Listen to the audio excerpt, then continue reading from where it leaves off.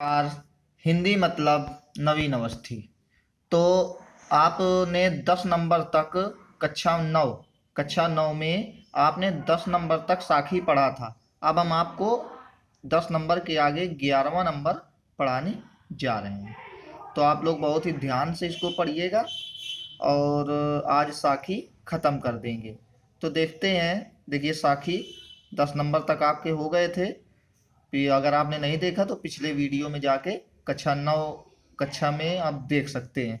11वां number कह रहा है, कबीरा कहा गर्बियो ऊंचे देख आवास, काल ही पर्या भवें लोटड़ा ऊपर जामे घास। कबीरा माने कबीरदास जी, कहा माने कहते हैं, गर्बियो माने गर्व करना, ऊंचे माने ऊंचे, देख माने देख करके, आवास माने होता है मकान। कबीरदास जी कहते हैं कि ऊंचे मकानों को देख करके कभी भी गर्व नहीं करना चाहिए या घमंड नहीं करना चाहिए। जिन व्यक्तियों के मकान ऊंचे बने होते हैं या जिन व्यक्तियों के घर ऊंचे बने होते हैं उनको देख करके कभी भी गर्व नहीं करना चाहिए। काली माने कल, पर्या माने पड़ जाएगा, भवें माने उल्टा, लोटरा माने उल्टा और भवे माने धरती पर। तो कहता है कल ही या धरती क्या हो जाएगी, उल्टा हो जाएगी, अर्थात पलट जाएगी, ऊपर जामे घास, और जहां पर तुम्हारा मकान बना हुआ है वो भी पलट करके उसमें घास आ जाएगी। अर्थात आज यह मकान अवश्य तुम्हें दिखाई दे रहा है जो तुम्हारे गर्व का कारण है, परंतु कल अर्थात बहुत ही शीघ्र कुछ ऐसा होगा कि यह मकान ढह जाएगा और इसके ऊपर घास आ जाएगी।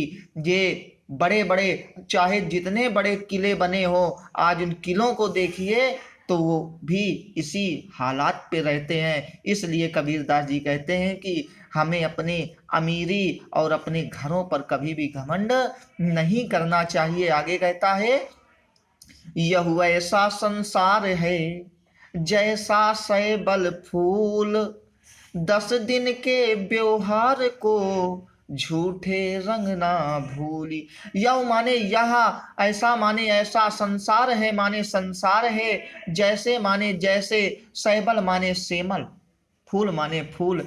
एक सेमल का फूल हुआ करता है जिसमें किसी भी प्रकार की कोई सुगंध नहीं हुआ करती। वह देखने में तो बहुत ही सुंदर दिखाई देता है परंतु उसमें किसी भी प्रकार की कोई भी सुगंध नहीं होती। तो कबीरदास जी कहते हैं कि यह संसार इस प्रकार का है जैसे कोई सेमल का फूल हो। तो यह सेमल के फूल की भांति ही यह माया रूपी संसार हुआ करता है। इसलिए हमें 10 दिनों के व्यवहार में आकर, या व्यवहार भी इन्होंने तो कबीरदास जी ने 10 दिन में कह दिया है, लेकिन अगर वास्तविकता देखी जाए तो लोग कहते हैं जिंदगी 4 दिन की होती है। तो वही बोलते हैं कि कुछ थोड़े समय के व्यवहार में आ करके झूठे रंग ना भूली, इन झूठे रंगों में पड़ करके ना भूली, ना माने नहीं, भूली माने भूल जा। किसको नहीं भूलना है? परमात्मा को नहीं भूलना है। तो कबीरदास जी कहते हैं सेमल के फूल के समान ही, कबीरदास जी कहते हैं कि सेमल के फूल के समान ही यह माया रूपी संसार हुआ करता है। इस झूठे 10 दिन के व्यवहार में पड़ करके हमें परमात्मा को नहीं भुलाना चाहिए।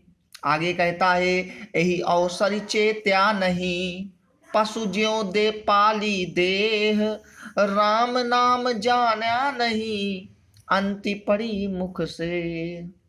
यही अवसर चेत्या नहीं, ये कबीरदास जी कहते हैं यही माने इस अवसर, माने अवसर में, चेत्या माने सचेत होना, पशुओं के जो समान, पाली माने पाली, देह माने शरीर।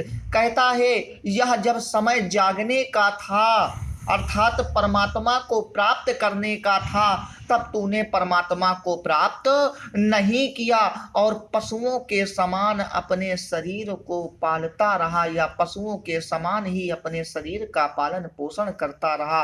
अर्थात मनुष्य एक ऐसा प्राणी होता है जिसमें विचार करने की क्षमता होती है, अन्यथा जितने भी प्राणी हैं वह सभी केवल अपने शरीर के लिए ही खाते हैं। तो वही कहता है, जब तेरे पास समय जागने का था, अर्थात परमात्मा को प्राप्त करने का था, तब तूने परमात्मा के बारे में चिंतन नहीं किया और पशुओं के समान ही अपने शरीर का पालन पोषण करता रहा। राम नाम जाना नहीं, तूने राम शब्द को भी नहीं पहचाना, अंत पड़ी मुख से और अंत में तुझे केवल मृत्यु ही प्राप्त होती है। अर्थात मुख में कोई भी परमात्मा का नाम नहीं होता है। आगे कहता है, यह तन का चा कुंभ है, लिया फिरे है साथी, ढबका लागा फूट गया, कुछ ना आया हाथ।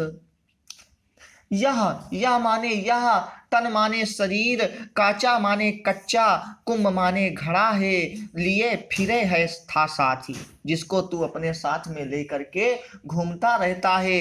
कबीर दास जी कहते हैं कि यह शरीर एक कच्चे घड़े के समान है। कबीर दास जी कहते हैं कि मनुष्य का शरीर एक कच्चे घड़े के समान है, जो उसको साथ में लेकर के इधर उधर घूमता रहता है। कच्चा घड़ा है, पता नहीं कब ना एक्सीडेंट हो जाए, कब ना शरीर फट जाए, कुछ मालूम है क्या? तो कहता है, यह कबीर दास जी कहते हैं कि यह शरीर एक कच्चे घड़े के समान है।